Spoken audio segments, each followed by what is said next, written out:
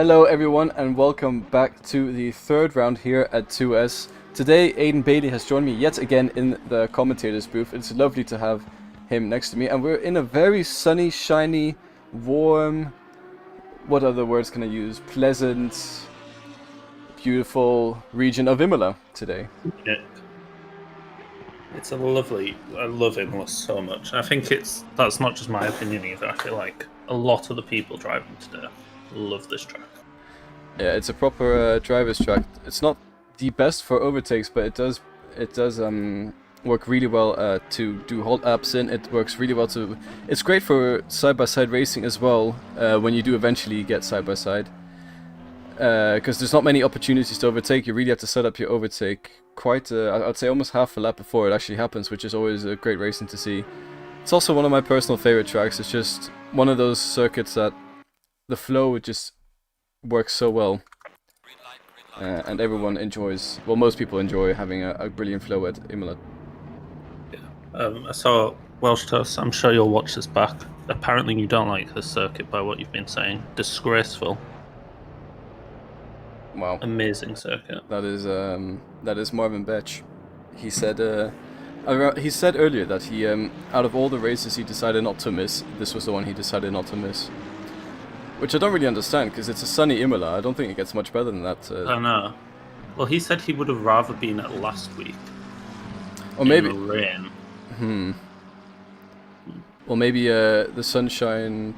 Well, I don't know if he's a quick wet driver. I've not seen him doing too many wet races, so I can't really tell off his wet weather performances. But maybe that's what he's mentioning, that he has a bigger chance to win if it's raining. I reckon he's just a chaotic man and likes the chaos of wet racing. We have had quite a few chaotic wet races at Imola before, to be fair. I remember the last one I raced in, I think we started 15 minutes in the dry and then quickly it started raining for about 15 minutes and the last 15 minutes were in the dry again. Yeah, I remember that race. That was great. I think I came about 4th or 5th in that race, and some people have some very interesting strategies, and I think the best strategy was actually just to stay on the slick tires the whole way through and pit at the heaviest point of the rain, because that's when the lap time is the slowest, so you gain most time when you pit stop onto another set of slick tires, which a few people did. I didn't do that. I just waited until after the rain to pit for my second set of tires, but which wasn't the best strategy. But it's quite interesting that even though you don't get the tire warm up with a fresh set of slicks in the wet weather, if you just hold it out and pit when the racing is the slowest, then you gain a lot of time under the pit stop. Yeah, strategies in ACC vary massively. It depends on the track. Like, there'll be certain tracks where if the scenario was the same as what you were just saying, they'd never work. But then some you can just drive in the wet pretty well. Yeah, indeed. And sometimes it's just a race for survival in these races. But today we will have sunny weather all the way through, so there will be more simple strategies going throughout the field. I think the strategy for today is just race all the way to the wall. There's no pit stops, it's 2 sprint races. My favourite format. I do like sprint races. I like that it keeps the field a lot closer. Obviously we get 2 race starts, more room for chaos. Are always exciting. Yeah. I think sprint races, usually in my experience, there is one race that's quite chaotic and the second race is a bit more stable. I mean, if it's anything to go off with the Qatar Grand Prix, then this sprint race is going to be brilliant. I mean, we might have a new race winner today, which would be unexpected. But I've seen Bailey Thompson, I've been talking to him. I was in the practice session earlier, just testing out the waters of the track. And rapid, wasn't he? And he is rapid. I think he was about 6-7 tenths ahead of everyone else by the end of the practice session, so he is definitely one to look at for this race to come. I don't know how much practice everyone else done. I believe Dom once again said, well, you can see they're still in the pits. Sam and Dom, who are probably Bailey's closest contenders, both starting from the back again. Yeah, well, I think Sam and Dominic have both decided that this whole season they're gonna do no qualifying and try and come from the back because they've had too much of winning. Which Such a hard issue to have.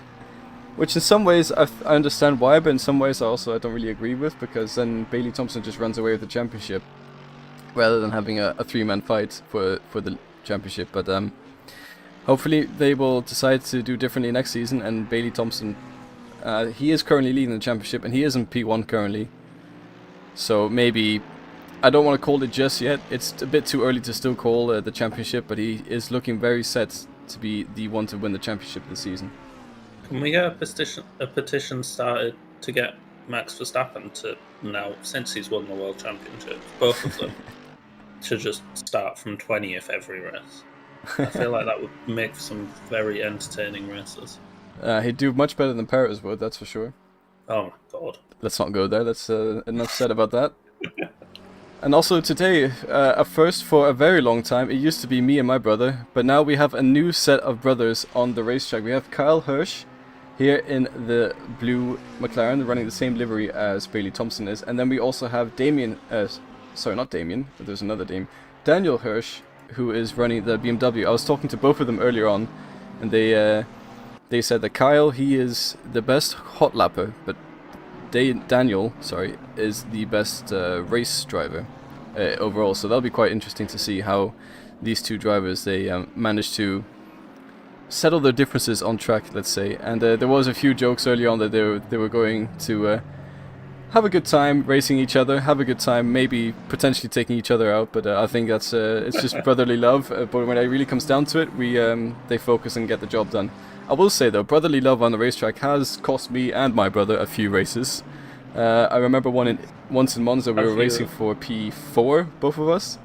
And we had a brilliant battle. He punted me off the track. The next lap I took myself out next to him. And it was completely by mistake. We weren't trying to be harsh with each other. But I guess when you're racing someone that close to you, you give that little less. That was going to be my next question, actually. It was, did you and Ollie ever actually crash into each other? And you answered it. Yeah. Another infamous case of brothers crashing into each other in racing is the Nürburgring 24 Hours. We have, I think it's Lawrence Vantor and Dries Vantor. Lawrence Vantor on the back of the Dottinger Höhe, going into the first sector, finishing the lap at the Nordschleife. He's going side by side with Dries Vantor, and Lawrence Vantor in the 911 Grella Porsche clips the side of Dries Vantor going into the corner, sends himself flying into the barrier of around 250 kilometers, and to finish off the poem, Dries Vantor, who didn't get taken out of the race but was part of the incident through no fault of his own, won the race at the end. Wow. That's got hurt as the one that got taken out. That would feel quite like you'd feel betrayed. Yeah, well, it was more his own fault, to be fair. I think there was another driver who tweeted, Christmas dinners are going to be awkward now, but they settled their differences very quickly. And it's what happens. I think when siblings they fight each other in a sport, it's bound to cause more entertainment than what's expected. But anyways, we're about to finish the end of qualifying, and Bailey Thompson is still leading by 6/10 to the second driver on the current grid, and then 1 second all the way down to P3. Huge lead for Bailey Thompson. He's so quick, isn't he? Like, we've got Nico and Vargnella, they're quite close together. That'll be fun to see who ends up starting in P3 for the first sprint.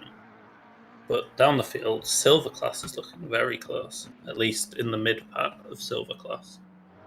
Yeah, we have Kyle Hirsch currently on the pole position for Silver Class. That can be overtaken by Craig Leeso, who is on a very solid run at the moment. He is 4 tenths up on his best time, and he needs 5 tenths to be able to... Oh, and he bails out. I wonder if he's had a truck cut or something. So that does look like Kyle Hirsch is going to take his first pole position here at 2S. But as we said earlier, Hirsch, his brother, was saying, when it comes to the race, Daniel is the more calm and collected driver. So we'll have to see how that's going to fold beneath our eyes very soon. Bailey Thompson coming towards the start-finish line. Is he going to get into the 139s? I think he's racing himself at this moment, and it gets a 140 dead. Wow. That is satisfying. He's so far ahead, isn't he? He's way ahead of the rest of the field, but it's not over yet because Thomas Nopek, he's also on a flying lap at the moment with 3/10 to his name. That's not going to be enough to dethrone Bailey Thompson off that pole position, but it's going to be enough to secure his position in P2 because Nico Veldman is also on a bit of a flyer at the moment, which we will cut to a little bit later after this. Actually, no, Nico Veldman's ahead of us. Yeah, and Veldman, oh, he goes up to P3 anyway, so Nopek does get P2, but he improves his lap time anyways. Bailey Thompson, 5/10 ahead of the rest of the field. I've just noticed Jack Colley also not setting a lap will be starting at the back of the field with Sam and Dom. So we're going to have 3 pros trying to fight their way through what is a very full grid here today. We have a lot of drivers. That'll be very interesting indeed to see these drivers fight through the grid. It is a sprint race, of course, so it will be more difficult for them to fight their way all the way to the top. But let's have a little bit of a grid walk. Bailey Thompson takes pole position yet again here into us, followed by Thomas Nopek, Nico Veldman there in the Audi, Federico Vagnolo returning to the 2S grid, Ben Lowes in P5, Cal Hirsch to pole position of silver class, then we have Damien Jensen, Craig Lees, Mraz, Priatko, Van Dam, Luca, Wells, Hirsch, Meersman, Huben. We have Alberti in the Ferrari, Marvin Betch in the Lamborghini, then we have Moulton, Rinoja, Engels, Sam Chumley, Dominic Illigner, Jack Colley, and then there are 2 drivers who I'm unable to get the name of because they are not on my list because they're in P24 and P25. But that is the grid for today. Quite a nice grid. 26 drivers. Should hopefully get some interesting racing. Yeah, it is sprint racing, of course, so it's going to be 20 minutes of hot laps for all the drivers, which I think breeds better racing sometimes, and also a bit more mistakes. People don't really manage to settle into the rhythm before the race is over, basically, which brings us to the second qualifying session and the second race. But we're going to do a little bit of a lap around Imola ourselves, as if we were a floating GT3 car, I guess you can imagine. And just looking at the track as well, it is currently set to fast, so that means it's not been properly rubbered in quite yet, and the temperature is decently high, over 34 degrees. Yeah. I hate this corner, by the way. This is my least favourite corner. I can never ever get it right. Well, see, I've have 2 lines going to this corner, so you come. Let's do it properly. So of course you come through here, you cut the curb here, that's fine. But then there's 2 lines. If you cut the curb enough here, it doesn't unsettle you. But if you hit the middle of the curb, it will unsettle you. But then if you go here, you're not unsettled. Yeah, my line consists of hitting the middle of it and going flying into that gravel trap. So I've and I still can't tell which is quicker. Maybe a professional driver can, but sometimes I miss the curb around the outside, and sometimes I hit it for a tighter corner. But then I feel like if I get the tighter corner with the curb, I get a worse exit. I'm not quite sure. But we're going into what I think is the hardest corner, is a hard braking zone, banked corner into a left-hander. Hitting the apex is not always the fastest way around here. Sometimes I've seen people take wider lines and it actually they get a great exit and manage to fly up the way until my favorite sector of the racetrack, which is just you brake at the 50 mark, turn in very high speed, all the way out on the curb. Just make sure you don't cut the track too much. Extend, and then we go down into Acqua Minerale, which is my second favorite bit of the track. So you're going downhill, dab of the brakes, turn right, dab of the brakes, again for the right-hander, all the way out in a sort of mini chicane, and then up towards the actual chicane of the racetrack, which brings us nicely to the third sector, which is just a couple of left-hand corners. So I think Imola is a brilliant racetrack in that regards. It's got a beautiful flow to it. There's so many memorable corners, isn't there? You think when you look at every corner on Imola, you can think of something that's happened there, whether it's in sim racing or in real life racing.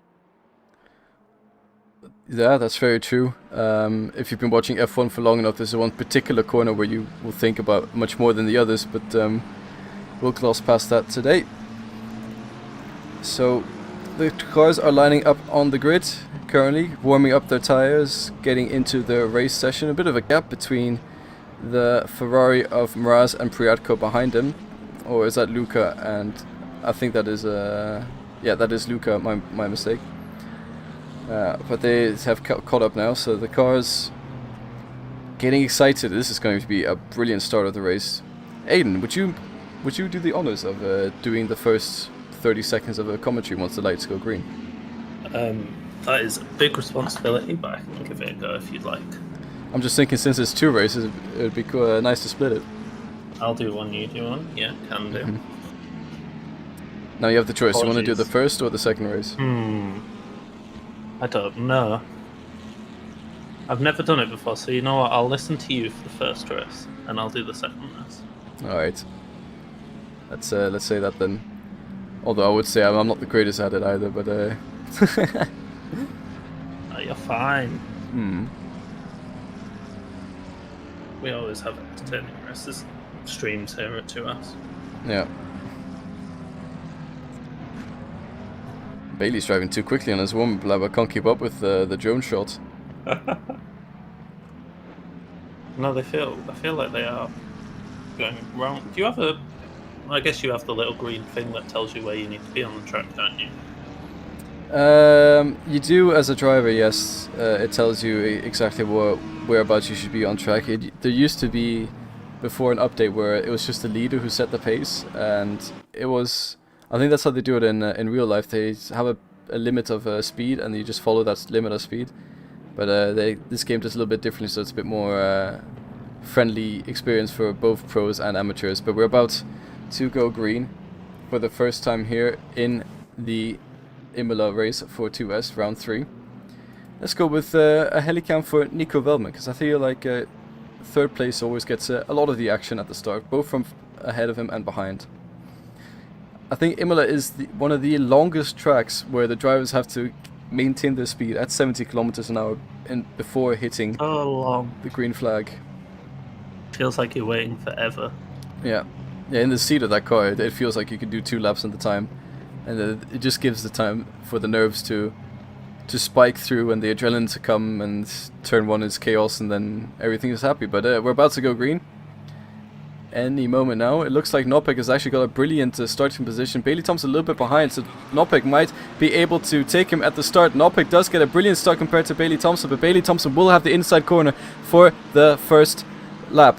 Who's going to come out ahead? It looks like Nopek a little bit later on the brakes, but he's trying around the outside. A little bit of contact between the two drivers. Nopek is off the road into the gravel. Nico Velman trying to take advantage of that contact. He goes up into second. Vagnolo is fighting with Nopek as well now and takes the third position. That is Ben Lowe's behind the McLaren driver, looking to go up the inside of the Nopek, but he decides to back out of it in the end. So Bailey Thompson maintains his lead for the race in lap 1. Nico Velman gets a position and Nopek drops down 2 positions. A little bit of contact with Bailey Thompson. I'm not sure who's at fault there. I'm not sure what happened exactly. We'll have to see once the stewards have decided the result of the outcome. I think it was just a little bit of a racing incident. Yeah, that's definitely one for the stewards, isn't it? It's really difficult, especially with it being first corner, first lap. It's just hard racing between the two of them, neither of them wanting to give up the position. And that's exactly what happened, but it looks like Nopek is bouncing straight back onto his feet. There's not been any major incidents in this first lap of the race, so all the drivers getting through fairly cleanly. There's only 2 accidents noted on my replay screen, one of them being the one we saw with Bailey Thompson and Nopek, a little bit sideways, coming out the chicane there. Behind Sam, who is up to 14th now, had a little tap on the back end of the car in front of him.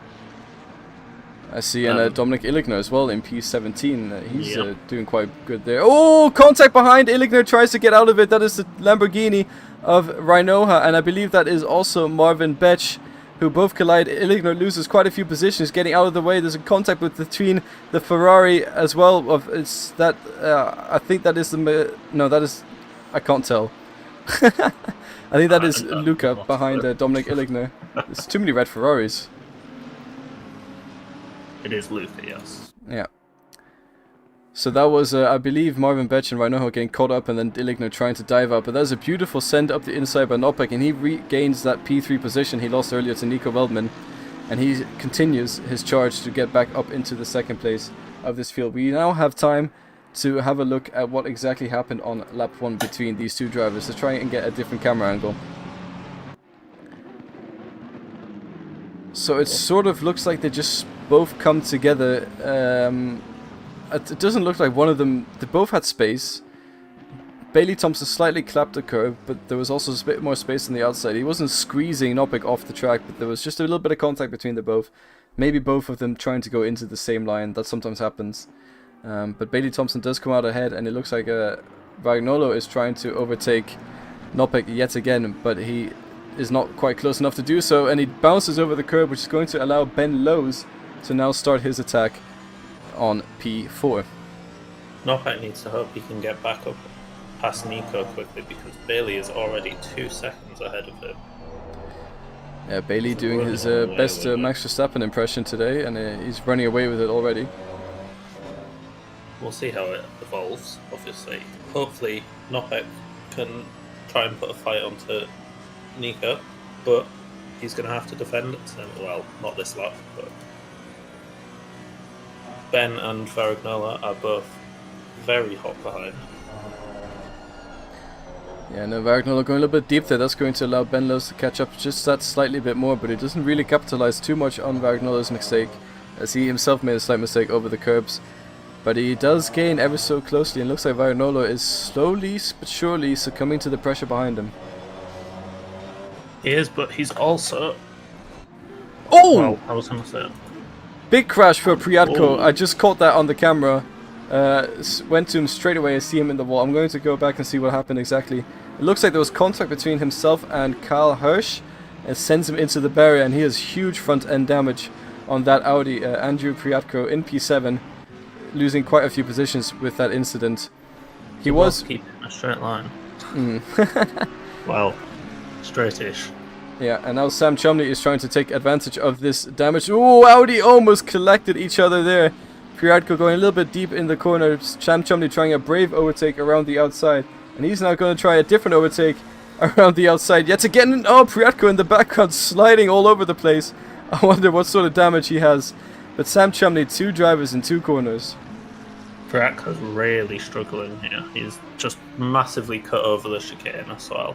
I'm guessing we're going to see them pit, because Summit looks very uncomfortable with that car since they've had that hit with the wall. That's very understandable. I think they probably have some sort of suspension damage. There's a nice battle forming here between Jasper Smelt, and I believe that is Daniel Hirsch behind him, and Dominic Illigner right behind Hirsch. Smelt has gotten his way past Hirsch, and now Hirsch is in the clutches of Dominic Illigner. What can the reigning 2S champion... Oh no, sorry, Sam Chumley is... I keep forgetting. They both have so many championships recently, I get confused. But Dominic Illigner currently catching the driver ahead of him, of Daniel Hirsch. Obviously this is not a position in class, but it is a position on track, and for the drivers I think it means just as much as the other. Saying that though, Nopek is gaining on Nico Veldman. He is.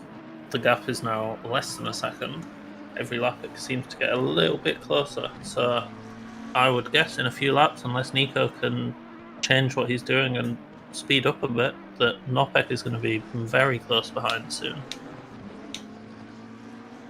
It looks like that's exactly the case, but at the moment, Nico Veldman, we saw him hold off, I believe Nopek last round as well in Donington. He held him off very cool, calm and collective. I think it's the same for this sprint, but just as I said that, he's jumping over the curbs, gets a little bit of a loose exit. That's going to allow Nopek to get right up the rear of his wing. Will he get a better run into the final corners and try and maybe make an overtake there? It doesn't look like he decides to back out of an overtaking position, which is a smart thing to do, because he knows he has that big long straight to make up for any time lost stuck behind Nico Veldman. Now, will he be close enough to that Audi ahead? It looks like the Audi is brilliant straight line speed. I was talking to Nico earlier. He's running quite a low wing setup for this exact scenario. Well, it looked like Nopek as well. He caught a bit of a slide coming out of the last corner. Yeah, he's not quite far enough alongside to be able to put a fight up. But I imagine, and it is going to carry on, Nico getting a very rough line. Nopek's going to have... Is he going to look up the inside for this corner? Oh, he's having a look, little bit. But he does pull out of the move. But he has another chance here at the hairpin. Nico will have the inside corner, but that doesn't mean anything with the... Later on the brakes, as Nopek turns in on Nico Veldman a little bit. This could be a potential incident for the stewards to look at, but we'll see what happens as the outcome. And Nopek does get ahead of Nico Veldman. I think That was on the limit of fair enough pass. It looked like Noppik turned into him, but I'm not sure if Nico Wellman also broke a little bit later. And the same thing as Bailey Thompson and Noppik on lap 1, if they just both decided to drive into the same line at the same time. It's a tricky one again for the stewards, isn't it? They'll be having lots for Nico, however. Since Noppek's been behind him, obviously he's in front now, but he's very slidey. I know he was saying last week the Audi is a very slidey car, but it seems all over the place. Yeah, it's at Imola especially, it's with all the curbs. The Audi is not a big fan of the curbs, and just a slight unsettlement of the car, and it starts sliding everywhere. But it is only a 20-minute race, so for his tires, that's okay. For his mentality, I think he will just about hold on. But it does look like he's making a few more mistakes than he was last time at Donington. But also, Nico Wellman is a brilliant driver at Donington. I think that's one of his favorite tracks. So I think with a bit more practice at Imola, he could potentially be up there with Bailey Thompson. Definitely. I mean, we know Nico's quick. He's won the championship here before. I just don't think he practices as much as he did when he won his championship, which is fair enough. But when he does, he's right up there with the best in 2S. Oh yes, for sure. He has his on days, and when he's on, he's rapid. Smelt at the moment leading ahead of Dominic Illigner, who's just overtaken Jos Meersman there for position on track. Again, these are silver drivers. Dominic Illigner is a pro driver. This won't count for anything in his class, but he is going to get, I guess, the driver's pride of running through the field. Dominic Illigner, though, having a bit of a harder time getting through the field compared to Sam Chumley, as Sam Chumley and both of them decide to start at the back. And speaking of Sam Chumley, he is right up behind the American driver of Kyle Hirsch at the moment, with half the race gone. He is going to be up into P7 unless Kyle Hirsch can keep Sam Chumley behind himself. I'm amazed that in 10 minutes Sam has got up to 8th position, now battling for 7th, and he's going to go more and more. He always does. But Sam could be, with how close all those cars are up there, obviously the further up the field he gets, the slower he's able to increase, get the gaps down. But he's going to be on for possibly P4 here, depending on how quick he gets past these next cars. Yeah, well, we saw a slight mistake from Kyle Hirsch there that's allowed Sam Chumley to get through, and up to P7 he goes. He now sets his sights on his next target, which is Damien Jensen ahead of him in P6. I think you're right, P4 could be on the table or on the cards for Sam Chumley. He's got 6 seconds until that P4 position with Vagnolo, and Vagnolo currently is fighting Nico Wellman a little bit, so that could be costing both of them time. He's very close to him, isn't he? Noppek seems to have pulled away a little bit, so whether there ends up being a penalty or not, it may end up being worth it depending on how much time they can pull away. But Nico's massively under pressure now. Yeah, we're right on board with Vagnolo, as we saw Illigner trying to make a move on Alberti, but I believe this battle for P3 is a bit more important. Nico Wellman maintaining a decent gap ahead of him. Vagnolo staying close enough to apply the pressure, but not too close to really think about making a move anytime soon, unless Nico Wellman makes some mistakes, and he'll be right there to pounce. This race has already been 11 minutes, just over 11 minutes, and there's been quite a lot of action happening. It feels like it's just the second lap or the third lap of the race at this point, and we keep in mind we do have another one coming up. It is a double sprint round, and we have a second qualifying session coming up after that as well, so stay tuned for the second race. These races only give half points as well compared to the full race, which of course gives full points. Another driver who we spoke of quite a lot last race for getting a Mackey's for free. I see his manager is in the chat again. Jack Colley up to P13 after starting at the back as well. Yeah, and again, really good from all the people starting from the back. Jack's pushing on to try and get Priatko in front. Illigner also caught up. He's closed that gap between him and Jack, because realistically, them two are probably racing each other today, but while trying to race through the rest of the pack. It's like picking your way through back markers, except these back markers won't get out of your way. Racing Dominic Illigner and Jack Colley doing at the moment. Sam Chumley picks up another position of Damien Jensen, and he is up to P6 now. great stuff from him. Dominic Illigner as well, I see very close to Alberti, jumping over the curb a little bit in the first chicane of the... Oh, a little bit of a spin there from the Ferrari. I wonder if that was inflicted by Dominic Illigner behind him, or if that was a self-spin. I didn't see if there was contact with the Ferrari and Dominic Illigner, but that was close. We have a replay. Let's see what happened.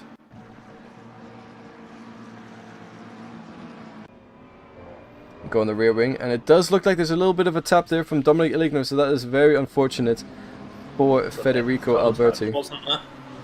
They were racing very hard, but just ended up on slightly tapping. Indeed. Jack Colley is racing Priatko very, very hard here. I was going to say, Priatko has not come into the pits. He's decided that he is going to lose more time than he is going to gain by going to the pit lane. He's decided to stick it out with a heavily damaged Audi. I can respect it. He is also doing much better now, keeping the car on track, and both of them go deep into the chicane. Looks like there was a little bit of contact as well, but no positions changed, so I think they both just get a corner cut and can move on with the day without too much of a slap on the wrist. But Jack Colley very nearly getting, and Priatko as well, they're going into a spin, but that's allowed Dominic Illigner and Jasper Smelt to come up right behind these two drivers. They're racing so hard, aren't they? It's now a 3-car battle as well. Illigner's entering. Jack obviously now should have the inside for turn 1. He'll be passed before turn 1. Indeed. Illigner, however, Illigner does follow suit, but he breaks a little bit early, and that's allowed Priatko to stay ahead just for a little bit longer. Priatko, Jack Colley going a little bit deep into turn 1.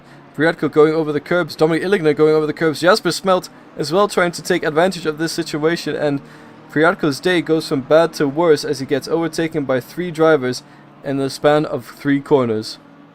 Crazy. It's that damage. Obviously, It is. Unfortunately, there's not a lot he can do about it now. But like, it's way too late to pit now. If you were going to pit, you had to do it on the lap it happened. But I feel like probably it would have been... Maybe might have finished a bit lower. Or, I mean, you always have the chance to come back up. But it would have been a much more enjoyable race, because I guarantee that car is horrendous to drive.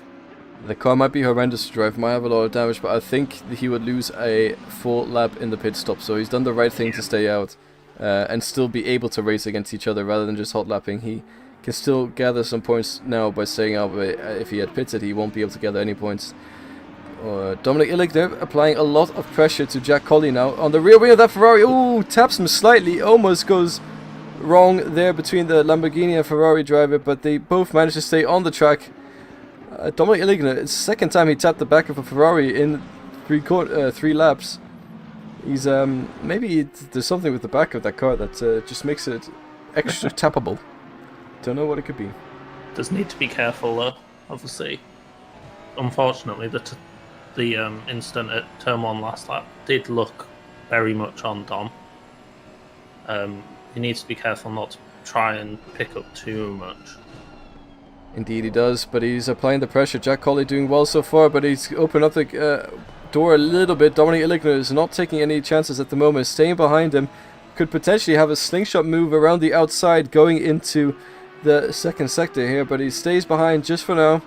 Next overtaking opportunity is into the hairpin, but I think Jack Colley is just that much further ahead that Dominic Illigner will not be able to attack up the inside, and that brilliant defensive job from Jack Colley. A little bit of sideways action from Jasper Smelt, but he's also doing a great job keeping up with this pack. I know, he's doing very well. For silver, he's keeping up with 2 of our faster drivers in Pro. Very well. Yeah, I will say that Jasper Smelt is a seasoned driver at 2S. We've seen him have great performances before, so I expect nothing less of him today. And he's been doing a great job keeping up with these 2 drivers of Dominic Illigner and Jack Colley. He's almost been sort of slicing through the field with them, which is quite a good strategy to do, to be honest. If you are a silver driver, to just follow the pros ahead of you, see if they can open up the doors for you while trying to overtake. Yeah, you can gain a lot from it. You can learn a lot from it as well, just following a pro driver around. Kind of learn where the good braking points are, where to turn in and stuff. And also, I'm just watching Sam. Ben has just had a little off track, and Sam is now well within a second of Ben Lewis. So Ben Lowe's 5 seconds behind Varignolo. Sam Chumley has, well, our prediction for P4 might not be. He's got 1 lap to gain 5 seconds. I don't think that's going to happen. But Ben Lowe's might be losing his P5 position. Hopefully these two manage to battle out in a clean, safe manner. And I'm looking forward to seeing what this racing will give us.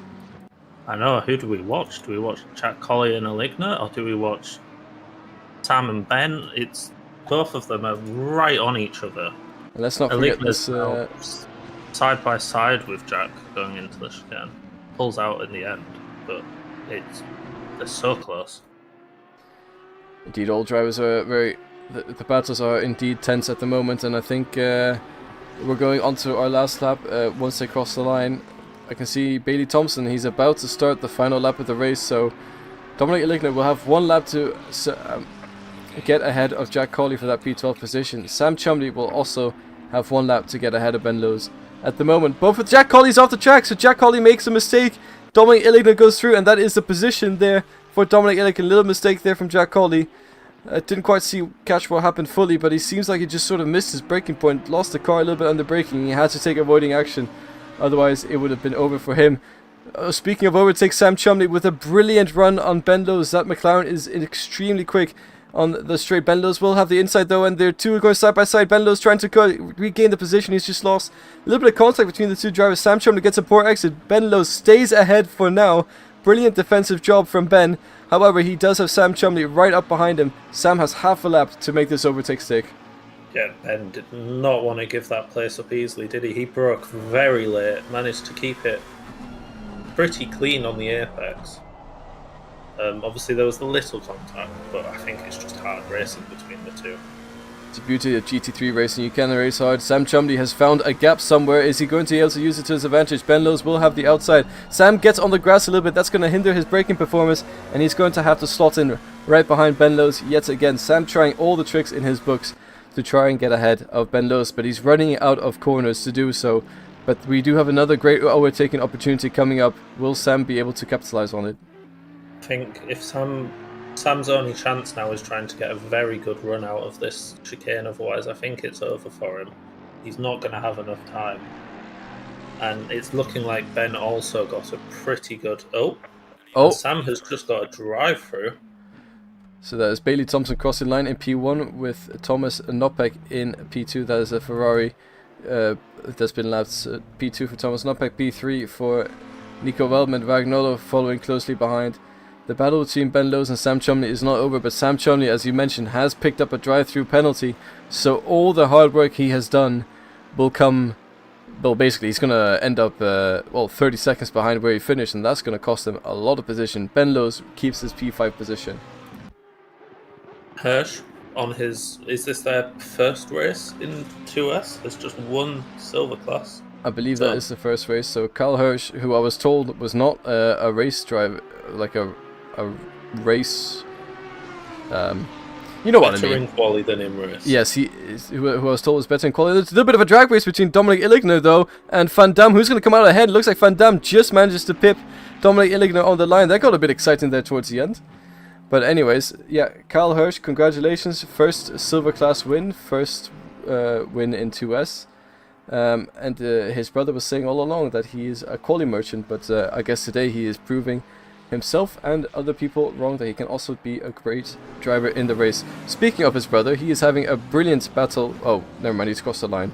He was having a brilliant battle with Jos Meersman, but that was the first race of this event here today at Imola, and we're going to get ready for the second one in due time. We have a little bit of a break for all the drivers, a 5-minute break in between, and once we're back in quali, we will we'll let you know. So 5 minutes free practice break starts now. Awesome. Everyone is sitting in the pit lane, so that's just going to allow people to maybe change up their qualifying settings a little bit, their setups, change their pressures maybe. The track is optimum and quite a lot colder now actually, so that's going to change the pressure game, so it gives the drivers some time to optimize their setups between the first quali session and the first race. Good first race. There was a lot of good racing there. Yeah. It's a shame about Sam at the end because I wanted to see if he maybe could have gone for that down into the final corner on Ben, but good racing for the rest of the race nonetheless. Yeah, it was good entertainment as well. From my side, I think it was good. I enjoyed it a lot. We have two drivers on the track currently, and that is 716 of Dominic Illichner, and the other driver on track currently is, I believe, Carl Hirsch, the silver class winner. It is, yeah. Guessing they just want a little bit extra practice time, which fair enough. Yeah. I always like to use this time as just a little chill out because, especially, it's like 22 degrees in the UK at least at the moment, which is unbearable. And you get, even after 20 minutes, it's warm, it's tiring. I always used to use it for a drink, just have a snack maybe. Yeah, and also go have a bit of a weight reduction break as well if it's needed.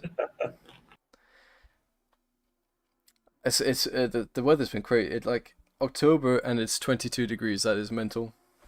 I know it's just going to change. So this weekend, apparently, we're off down to 10 degrees here. Okay, that's back to normal. We're not gonna get that sort of weather for quite a while in October, which is kind of annoying because I just bought my winter tires for my car and I won't be able to use them until the end of probably the end of the year actually. Summer seems to be lasting a long time this year. It does, but maybe Also felt like it started quite late though. it did. But I just want to use my winter tires. That's all. But winter tires feel so much worse than summer tires. Yeah, however, they are mandatory in my country to drive with winter tires Yeah. once it's below 10 degree. Well, actually, once it becomes into icy conditions, it's mandatory. There's no set date or anything. But I think winter tires are optimal when it's 7 degrees and below outside. I think the UK should have something like that, but we don't. We just have our tread depth limits. That's literally it. Yeah, but I believe a lot of people do all seasons, which also illegal to drive with. But I just prefer having the maximum grip when it does snow, because it snows here every year, and Yeah. when it does, it's hard and it's rainy and it's icy. So I just prefer having winter tires, even if it wasn't mandatory. I think I would still get them. I mean, here we get more ice than we get snow here, which is arguably worse for driving on. Last year, we had loads of snow and ice. There was cars sliding all over the place. Like people had to just abandon their cars roadside because they physically couldn't move, and that's because the UK is very, very poorly equipped for extreme weather conditions. Which is quite surprising because you get them every year, don't you? We do, but it's just extreme rain normally. Alright, and I guess that's not as bad as ice and snow. I still remember the first snowfall of having my license. I think I had my license for about a month, and it snowed hard. And then I asked my dad, "Hey, Dad, would you mind if I take your car out just to experience snow driving?" He said, "Yeah, sure." We went out. We went to a parking lot, and I think I did about half an hour just skidding around, braking, testing how acceleration is, wheel spin, all that stuff, just to get used to the snow. It's one of my fond memories as an early driver Guessing in the this car. wasn't a Mustang, was it? No, it was definitely not. This was Yeah, before the Mustang was a thing in our family. yeah. It's funny enough, actually. A month after I got my license, it snowed really heavily. This is when the ice and stuff was, and it was horrendous. I had to like make my way to college and stuff, just literally driving on ice, pretty much. Yeah, it's not a good feeling. I remember me and my dad, I came home from that drive. I was gonna go park in the garage, and I hit the brakes, and uh, so, I ended up three doors down by the neighbors Yeah, on the road because even though I had just done a lot of practice with ABS kicking in and braking on the snow and distance, it still caught me off guard. At it is a the little bit terrifying still. Yeah. My college is at like the top of a hill, and the only way, because I have a little 1 liter petrol, I had to whack it into second gear and basically stall it up the hill. Hmm. I could only get traction if I was in second gear because of the otherwise the wheels would just spin up and I wouldn't move anywhere. So I had to try and go up a hill starting in second gear. So I was just stalling every few meters.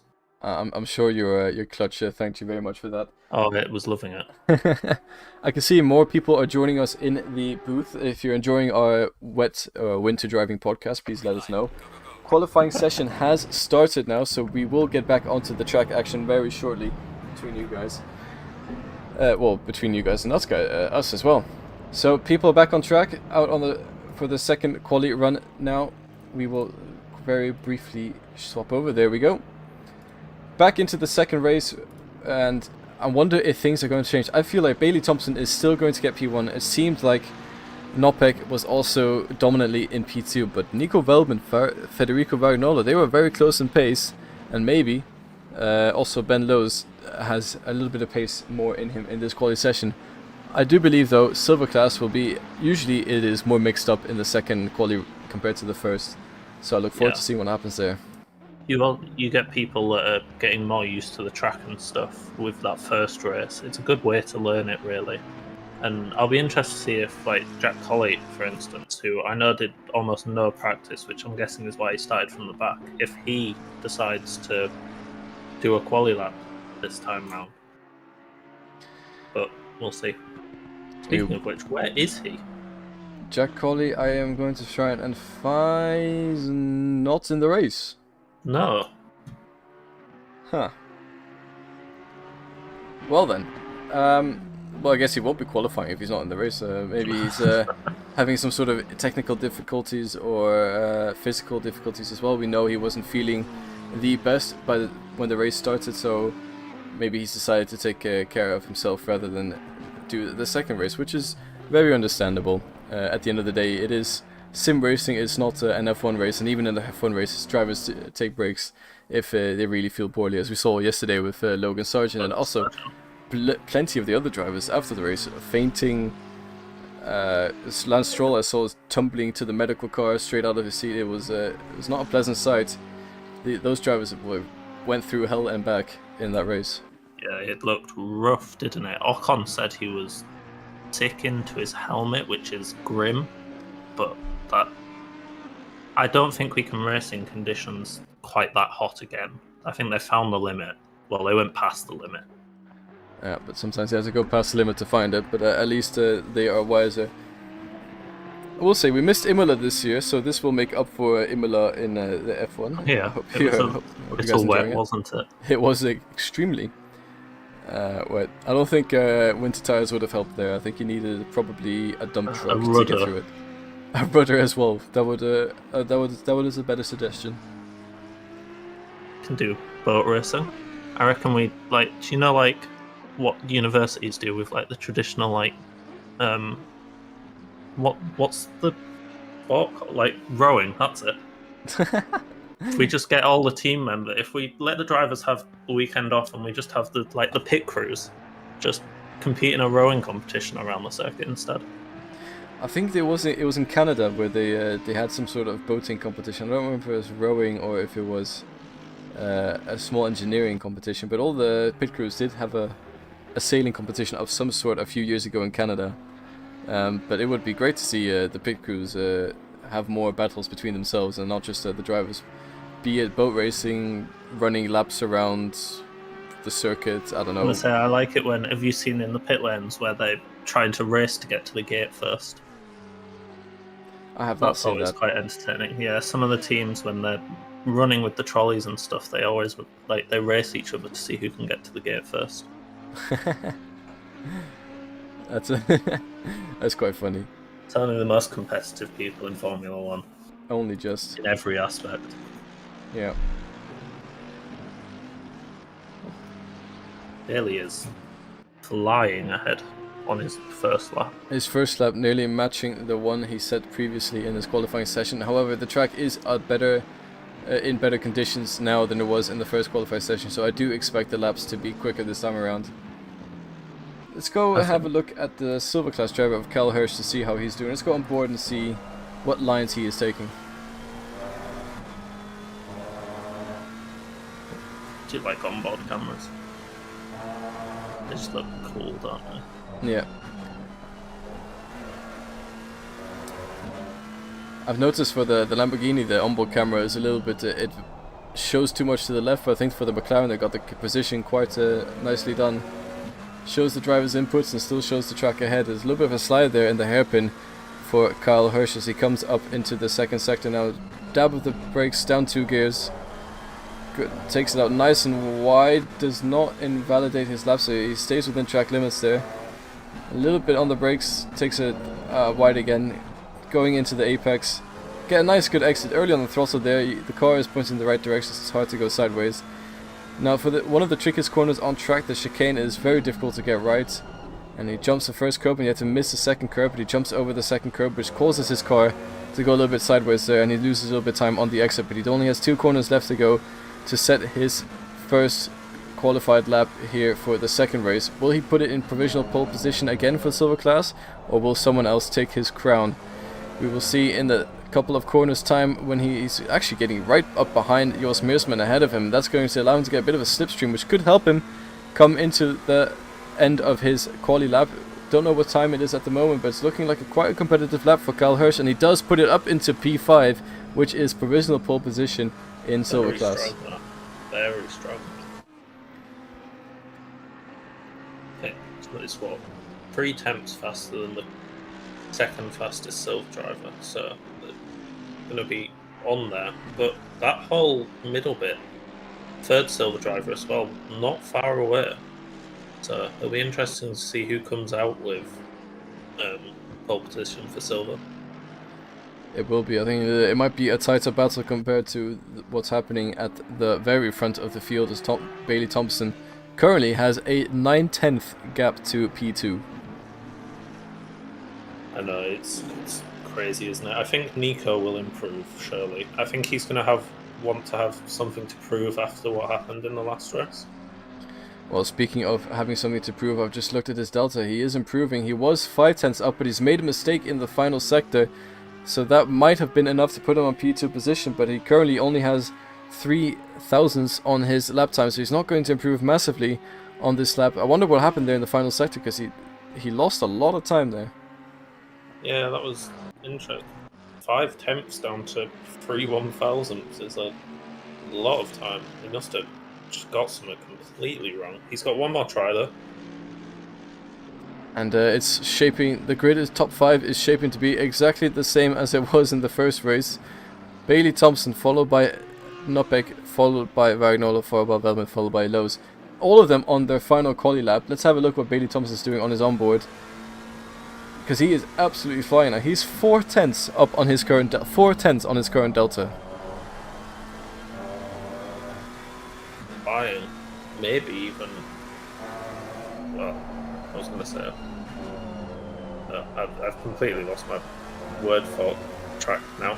Not a clue what I was going to say. But no, Bailey's flying, isn't he? He's always quick.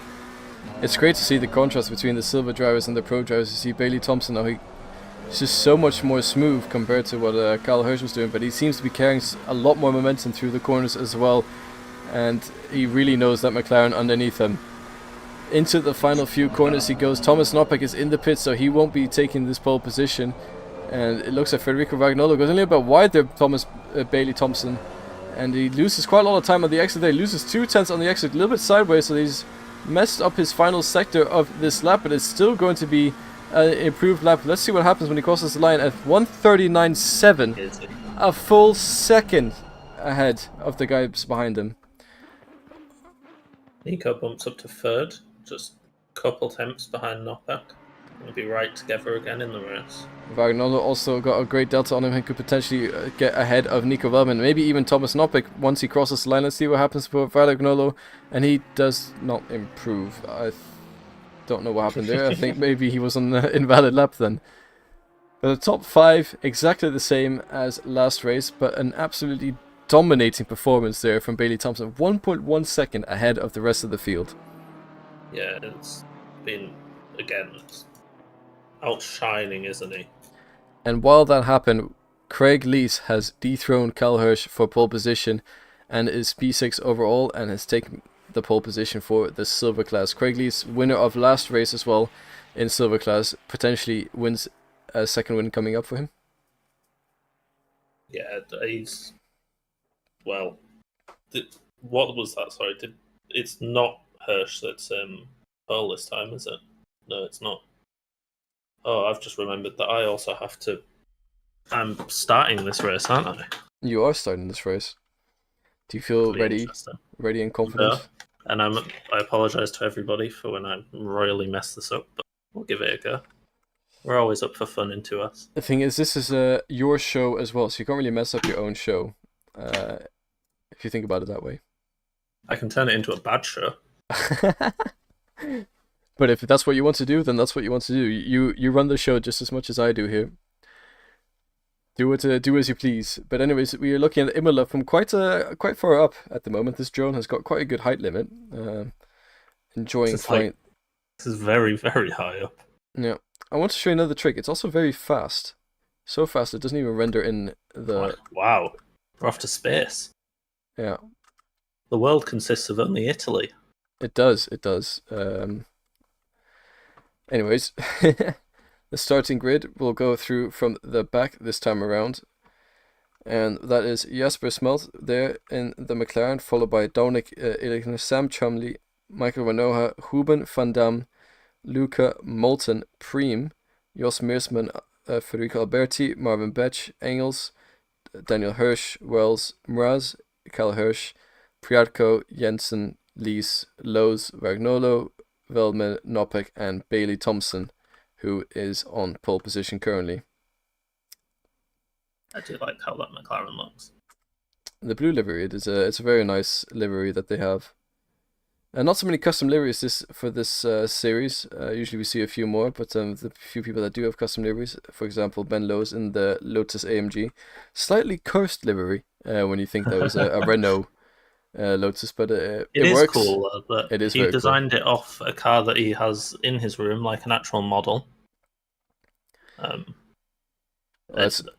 He never fails to disappoint with his liveries, does he? He's always got brilliant liveries, to be honest. He's a great livery designer. He makes cool liveries. Good inspiration as well for taking some physical object from his room. I don't really see any of the other custom liveries. I'm not sure if this is a Fetch Shrine Racing. I don't know if that's a custom. That could be. I think it is. Yes, this is also a custom livery. It looks, yeah. The bank is on fire. In space, no one can hear you scream. Sure. Fetch Fine Racing. Interesting livery there. I wonder what... Does Betch have a custom livery? Oh, yeah. Yes, he does. Weatherspoon. That is interesting. Drinkware.co.uk. Is this a Weatherspoon logo? I don't think it is. I don't think so. Well, me and Jack have both had the actual Weatherspoons logo on our cars before. Yeah. But that is Newcastle not Brown Ale. I wonder if it's a Newcastle inspired livery then. Horrible drink. Horrible. I'll take your word for it. It is black and white, but if it was Newcastle, should have gone with stripes. He should have. There was a missed opportunity. But Marvin Betch, always known for making slightly cursed, if not extremely cursed, liveries, and I think this one is more on the slightly cursed side of the livery spectrum.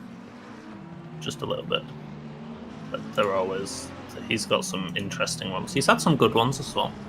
Some of the cursed ones have actually turned out being really good liveries, but we like a mix of both here in 2S. Indeed, we like comedy, but we also respect the people that make very, very good, serious liveries. Yes, indeed we do. Feels like a long formation like that. I know it's not long compared to something like Spa, which is crazy long, but I feel like we have to wait a while. I want to get racing. Yeah. I want to do some sort of cool camera trick. 1 second. Bear with me. This might be absolute poetry, or it could be completely wrong. Bear with. Alright. I'm going to show the stream.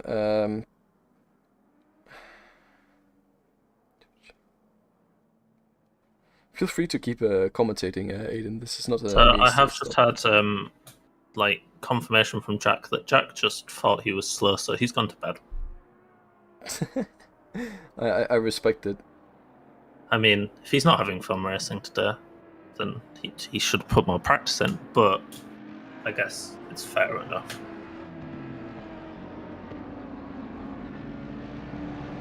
Coming round to the final chicane now.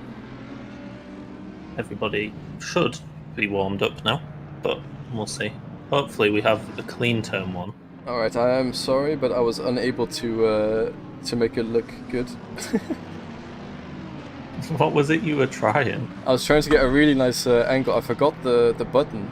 I was trying to find the button. I was trying to get a really nice angle with very zoomed in lens of the cars coming down the straight together. But, Yeah.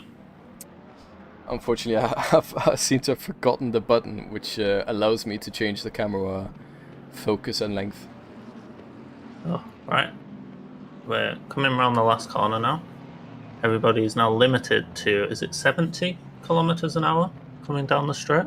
Or is it 6? I can't remember. I believe it's 70. They're limited. Waiting for the lights. Horrendous wait once again. Feels like an eternity sat in that car. You're just hovering with your foot on the throttle. But once you get around that corner, you can see the straight in front of you. Alright, I have found the button. But it is too late now. Alright, take it away, Aiden. Right, we're waiting for the lights to go green. Who's going to get a good start? And away we go. What's his name? Second place, looking right alongside Bailey again, but Bailey looks to be well ahead this time. But they dive deep into turn 1, and they're ahead of Bailey Thompson, but Bailey's not going to give up easily. Little tap on the back there, and he runs very wide, going into the grass, gives Bailey another chance to come alongside, and he's back in front again. Come turn 3, 4, same thing. Going into the hairpin now, again, braking very deep. Bailey pushing them out a little bit, still very within limits. And Bailey's looking now comfortably back in P1. Nico very close behind again, going to want to be in front, and Varagnolo as well. They're all right on the train together, closer than they were at the end of lap 1 last time round. Further back in the field, there's been a massive incident between Jensen and Priatko, again unfortunately having an awful round this week. Oh, more chaos, a lot of chaos, and that is a couple of cars spun around there in the back. I don't know exactly what happened. Sam Chumley manages to get through as well. Oh, but it collects a Ferrari in the process, and there's another McLaren spinning in the background. Not really sure what happened there, but there's cars flying everywhere. And as I said, usually there's one calm race, usually one other race is chaotic. It seems like this is a chaotic one. You didn't lie. I was literally just about to bring up that you said that, but yeah, no, got it. Here's the chaotic one. Hopefully that's it. Hopefully they can drive nicely again for the rest of the race, but we'll see. We will see indeed. Varagnolo looking a little bit sideways on the exit there. Thank you for doing the start there, Aiden. That was a good commentary. I enjoyed it very much, taking the step back there. Ben Lowe's attacking Varagnolo now into turn 1. Not quite close enough to make a move, I don't think, but Varagnolo seems to be dropping behind Nico Veltman. I don't know, maybe he has an issue of some sort, or he's just regathering his focus after going a little bit wide. Yeah, it's Ben's pushing right on, isn't he? He's very close. Almost having a look up the inside there. But he's going to stay well on him, and I think Ben's going to try and fight this a little bit more than he did last time. He kind of ran out of steam last time, and he just wasn't able to keep pushing onto him. But if Ben can keep it consistent, he'll be able to keep putting up a fight against him. Brilliant racing going on as well at the back between Sam Chumley and Daniel Hirsch at the moment. We saw the McLaren of Wells outbrake himself completely into turn 1, but now he has regained himself and slotted in behind Sam Chumley, who's going up the inside for this corner. That's not a very common overtaking spot. Brilliant move from Sam Chumley to get ahead of Hirsch. He is up into P12 already and will continue his charge to get ahead as much as he can in this last to first challenge yet again. Sam's just a very complete driver, isn't he? Eligna staying behind him a bit better than he did last time, though. He's only those 2 cars that Sam's just overtaken, but Sam's car control is incredible. He knows exactly where to put it for every corner, even ones that you wouldn't consider overtaking it normally. Sam will do it. Yeah, Sam Chumley, I think you described it very well. A complete driver, great qualifier, great racing craft, and great pace as well, and consistency. There's not much more you can want from a driver of this caliber, that's for sure. Eligna is currently side by side with Wells, going down to turn 1. Wells had a massive slide out the last corner, which set Eligna up very well. And going a little bit later on the brakes, so jumping over the curbs, and Wells seems to go for the outside curb there. Oh, contact on the rejoin, and that is the Lamborghini of Andrew Moulton into the wall. It's from Wells. That is not a Gareth Wells sending the Lamborghini into the wall. That was a strange racecraft indeed, and there's a huge battle happening here between Mraz, Puratko, Engels, and Sam Chumley getting involved in this battle now as well. 4-way fight for P9 currently. Will Sam Chumley make his way through, or will he... Oh, he's getting one go. No, he's got contact! He keeps it out the wall somehow. That was a tricky one there. They ended up 3 wide going through that corner. And that was a very strange incident indeed. Let's have a look at the replay, what happens. So Sam Chumley, later on the brakes, that Ferrari ahead. Oh, yep. It looks like misjudged where Engels was going to be. Sam just took a little bit too much speed into there. Couldn't quite get it turned around, could he? And just ended up tapping into the side. I feel like he got hit the worst by it, though. Yeah, he was the only driver spinning around. The other drivers sort of managed to keep the car pointing in the right direction. And Sam now has to do all that work all over again. Just like his ride-through penalty did earlier, he has to undo his mistakes. However, he didn't lose too many positions. He still has Engels ahead of him, Mraz and Priatko, even though they're a little bit further ahead, and that's going to cost him some time on his charge up ahead in the field. Dominic Illigner as well, following very closely behind Daniel Hirsch at the moment, trying to make an overtake into turn 1. Looks like Daniel Hirsch might go a little bit deep, and that's going to allow Dominic Illigner to get a better exit. Hirsch over the curves. Beautiful overtake there by Dominic Illigner. That was close, wasn't it? And Hirsch, ooh, little tap just from the car coming behind him, being overtaken again, unfortunately, by Wells. Because the rejoin, obviously, they were on the grass and stuff. It's horrible exit, and they just ended up losing another position. Up at the front there, Nico is hanging on, I would say, to knockback. He's not losing loads of time per lap, still roughly at a second gap. Same with Varagnola, a little bit more. Ben, however, unfortunately seems to be losing off a little bit, but he's also comfortably pulling away from P6. Yeah, the top 5 have sort of settled into a rhythm of the guy ahead of them is faster than themselves, so that's not going to give any great racing, but it's a nice rhythm to be in. It's calm and collected in the cockpit of all those drivers at the moment. Currently riding on the wing of Priatko, who we saw at the background, Sam Chumley overtake Florian Engels. It looks like Florian Engels let Sam Chumley through because they're not in the same class, and that's allowed Sam Chumley to get up behind the back of Victor Mraz and Andrew Priatko. Maybe he will start overtaking on his second attempt, be successful. Sam's going to be right on it again, isn't he? And Eligner again behind him when Sam went off, not bringing him closer again. Eligner's going to want to try and stay with Sam as much as possible. Still got that gap though. Sam not able to overtake quite yet, but he'll wait, and he will. Riding on board with Sam, I think probably one of the best seats in the house for this race up ahead, and you can see the way he follows Mraz through the corners. Mraz has quite a bit of damage as well on the rear of that Ferrari. Maybe that's hindering him slightly. Going up the inside in the hairpin, that is a brave move, but it looks like he's managed to make it stick. Mraz diving out the way to let Sam through. Not much he could do there to defend that position, and Sam Chumley back up to P10 now, is setting his sights on Andrew Priatko ahead of him. A great overtake from Sam there, putting his car exactly where it needs to be. Give him no chance to be able to fight that. Kyle Hirsch as well, applying pressure on Damien Jensen ahead of him. Craig Lees is the leader in silver class, so one person stands between Hirsch and silver class leader. So he'll want to try and get ahead of Damien Jensen as soon as possible to make his charge on Craig Lees. But however, Craig Lees is having a brilliant race so far, and I don't think he's showing any signs of slowing down pace. So it's going to be a tough ask for Kyle Hirsch if he wants to take a second win in this round of 2S. It is, but it's still doable, especially if mistakes from Lees starts coming into it. He's not a million miles away. It's, 2 seconds away, so it's more than achievable. Well, my timing updated but it's about 2 seconds. It's not impossible. Is indeed not impossible, and Luca Pacciani looks like he's got the inside of Huben ahead of him. Johan Huben having to slot in behind Marvin Betch as well, making the most of that exit from Johan Huben. And that is a P19 for Luca and P20 for Marvin Betch if he can make this move stick into turn 1. Marvin Betch looks like he's got a brilliant run. Maybe even might consider trying going up the inside of the Ferrari into turn 1, but he's just a little bit too far back to make that happen. Yeah.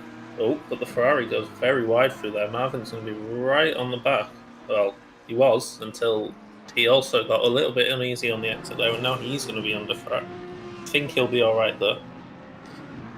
Yeah, looks like these drivers are okay. Andre Moulton going a little bit deep there. He's run off the track. He's going to have to recollect himself. Well, I say he's run off the track. He's run into the back of Johan Huben and punted him off the track. So that is unfortunate for Huben's race to get collected up in an instant like that. We're going to cut back to Sam Chumley and Andrew Priatko. Sam Chumley breathing down the neck of Andrew Priatko now.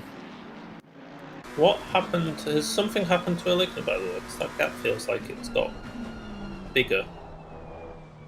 Like the gap between him and Sam, I mean. Well, he's currently got Jasper Smelt for company, and Smelt is actually overtaking Dominic Illigner at the moment, so he seems to be having some sort of issues. Either Jasper Smelt is doing well, he is having a great race to be fair, as he also started from the back with Dominic Illigner and Sam Chumley. But Dominic Illigner seems to be struggling a little bit in that Lamborghini today. Yeah, we said this last week, so I mean, this week has been nowhere near as bad for Dom as it was last week. They had a very, very unfortunate race last week, but they're doing alright. Doing alright indeed. Where at the back, 15th, even if they don't get any more places, which of course they will, is still respectable. Yeah, Illigner, he's mentioned that he won't be able to race the full season as well, which is why he's starting from the back. So he's decided to just make the most of the races he can. But it looks like he's got regained his focus, putting pressure on Jasper Smelt ahead of him, riding right up the rear bumper of that McLaren. Is he able to unsettle Jasper Smelt? Smelt seems to be very calm at the moment. Also, keep in mind he has to try and overtake Hirsch ahead of him without making a mistake. Otherwise, Illigner would try and pounce up the inside. He saw a door open. There is a gap there, a Lamborghini size gap, and Illigner has squeezed himself into that gap, but the exit wasn't good enough to get ahead of Jasper Smelt. Came out with a bad angle, didn't he? Just lost a load of speed on the exit, but he's still going to be right there. He's going to be straight past. Sam, something that we missed actually, is now past Priatka and about 2 seconds in front of him. Now hunting Hirsch in 8th. 5-second gap, so we'll see how quickly Sam brings that gap down. Yeah, just having a look at Damien Jensen and that battle between himself and Craig Lees. Going side by side into the chicane was Jasper Smelt and Daniel Hirsch, but Daniel Hirsch stays ahead for now. And as you mentioned earlier, Sam Chumley is chasing down Daniel Hirsch's brother, Cal Hirsch, in the silver class, who's currently P2. Dominic Illigner settling in behind these two drivers. It looks like the damage on Hirsch is limiting him currently, and potentially with a bad exit compared to the others, is going to lose 1 if not 2 positions here down into turn 1. Jasper Smelt got a brilliant run. He's going to pull out now out of the slipstream, but as soon as he does, he loses quite a lot of speed back into the slipstream. It's actually Dominic Illigner getting a brilliant run on Jasper Smelt. He backs out of it as they're getting closer to the turn 1 there, and Smelt with a beautiful move. Daniel Hirsch opens the door, leaves it open for a little bit too long. Jasper Smelt says, "Thank you very much for the invitation, I'm coming in." And that's exactly what he's done. Up to P4 is Jasper Smelt. I think Smelt got a little bit lucky there. Hirsch kind of anticipated what was happening and moved out of the way a little bit, but I mean, fair dues to Smelt. He made it through, no contact. and position gained. Indeed. And I think I said he made up to P4. I'm sorry, made up to P14. He wishes. Soon. Eventually. Give it some more racing time, and then P4 will be. I think he actually has got a P4 before in 2S, so I'm not sure. There's a yellow flag behind, that's the 127 having an issue. I don't know exactly what's going on. That's Gareth Wells spinning around on track. Let's try to see if we can find a replay. Ooh, that rejoin looks sketchy. Sliding them all over the place.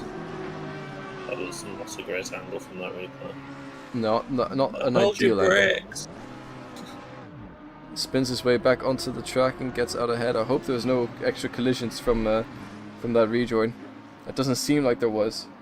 But, I believe it was alright. It was close though. Yeah. But he's seemed to be a self-inflicted spin out of the corner there, going into Acqua Minerale. It's unfortunate. Sam is now 2.5 seconds off Hirsch in front. So catching very quickly. Also, Jack, I've just noticed that you said Scarborough Borough Council livery. That was an incredible livery. Possibly the best 2S has ever seen. I don't know if were you commentating that season when I was driving the Porsche? What season? I don't remember it might seeing have you been in a last Porsche. season, actually. Yeah, I didn't commentate that season. Or the year before, or the season before. But I had a beautiful Porsche. I don't remember seeing a Porsche livery, I'm going to be honest. I will have to try and find a picture and send you it later because it was outstanding. Well, I look forward to seeing that picture. Daniel Hirsch doing a brilliant job of keeping Dominic Illigner behind him at the moment. Jasper Smelt is running away up ahead on the road, making his way towards Florian Engels at the moment. But it looks like Hirsch going a little bit wide. Dominic Illigner could potentially make a move here. Will he brake later? It looks like he's going to have to slot in behind. Hirsch going a little bit wide. Illigner almost going off the track as well, but he's going to get a great exit compared to Hirsch. Is this the time for Dominic Illigner to finally make his pass on Daniel Hirsch ahead of him? I don't think it is. No, he slots in right up behind. Is Illigner? I think he's racing for the fun of it. I don't think he wants the whole lap anymore. I think he just wants to race for the whole race. Yeah, I think he's just racing now, isn't he? He just wants to be with somebody the rest of the race. Just have a bit of fun. Yeah. When you're racing a season and it's not for points, I think so it's fair to maximize your fun that you're having in the race. Also want to quickly mention Thomas Noppik not losing Bailey Thompson as much as he did in the first race, so hats off to that. But will we see Dominic Illigner finally be able to make an overtake on Daniel Hirsch? It looks like he's got the run down into turn 1. He's side by side. It looks like Illigner will be braking a little bit earlier than Daniel Hirsch. Hirsch will have the outside corner, which gives him the inside for the next corner, but brilliant run there from Dominic Illigner to get past Daniel Hirsch. Van Dam, Lucas Van Dam behind, tried to make a move on Hirsch as well, but managed to stay behind at the moment. So Dominic Illigner up to P14, Daniel Hirsch down to P15. Overtake, good racing between both of them giving plenty of space. Yeah, speaking of the Hirschies, I don't know if I can say that or if it's the Hirsches. Sam Chumley right up the rear of Cal Hirsch at the moment.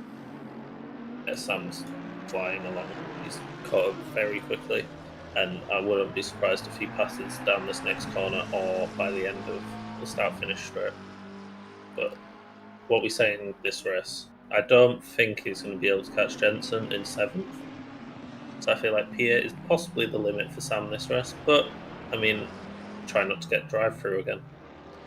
Yeah, and Cal Hirsch makes it very easy for Sam Chumley, but I think he's just undone that work yet again with the sideways action on the corner exit. If Cal Hirsch gets a good run on Sam Chumley, he could be in trouble yet again, but Cal Hirsch went a little bit deep down into the final corner, which allowed Sam Chumley to get through. Sam Chumley doing all he can to defend his slight mistake there on the exit. It looks like he will stay ahead, but that was a close one for Sam Chumley. That was very edgy, wasn't it? I thought he was like... He did well to catch it because I thought he was gone. Yeah, I thought that was an easy overtake, but Sam Chumley had to give us a little bit of stall points, which I'm not going to complain about that. That's a good entertainment for the rest of us, which we can always enjoy. Oh. Looking at the rest of the field, it looks like the only ones in a battle is Jasper Smelt. He's been flying from the back. He's been a bit of a dark horse in these two races.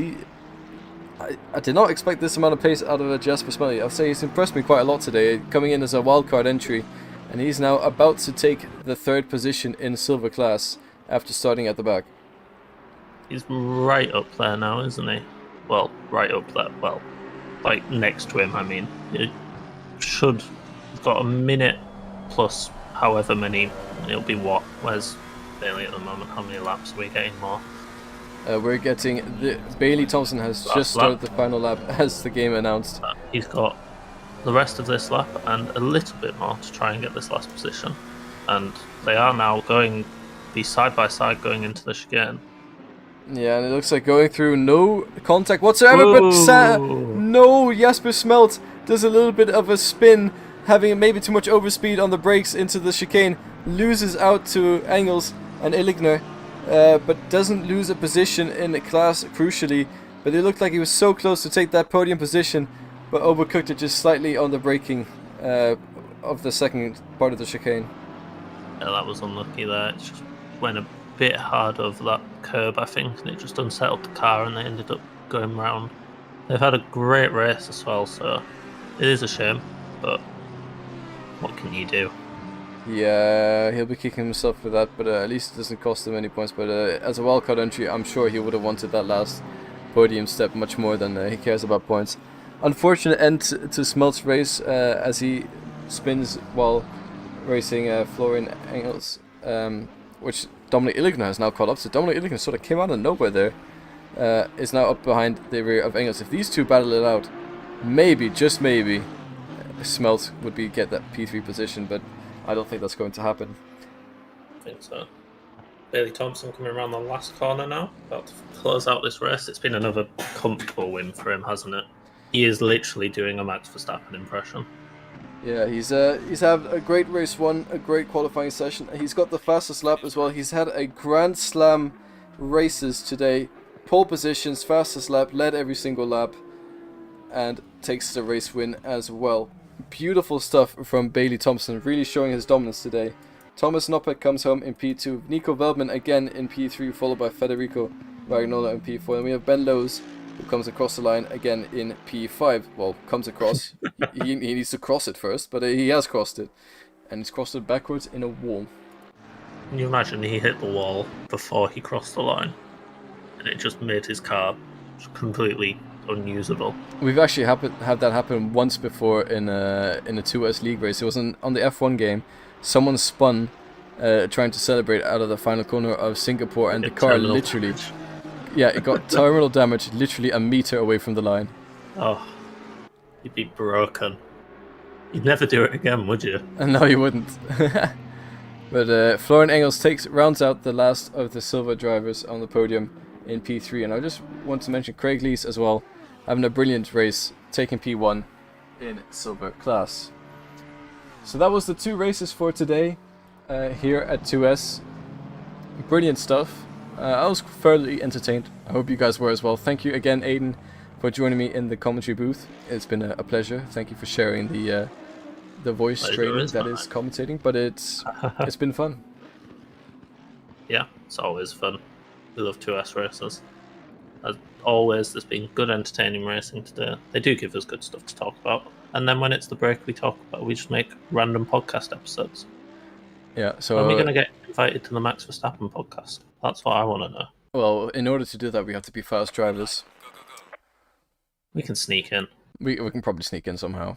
I mean, we are commentators after all. We get a VIP pass, I think, right? That's how it works. I'm sure Crofty will swap places with us for a weekend, won't he? Oh, I'm sure he will. After seeing our performance today, there's no doubt about it. We could definitely stand in if Crofty ever feels a little bit sick. Yeah. Who needs the rest of the Sky F1 team? Yeah. So be sure to send everyone send on Twitter #Crofty give Aiden and Chris a chance, and we'll see you guys next week in Las Vegas in the commentary booth.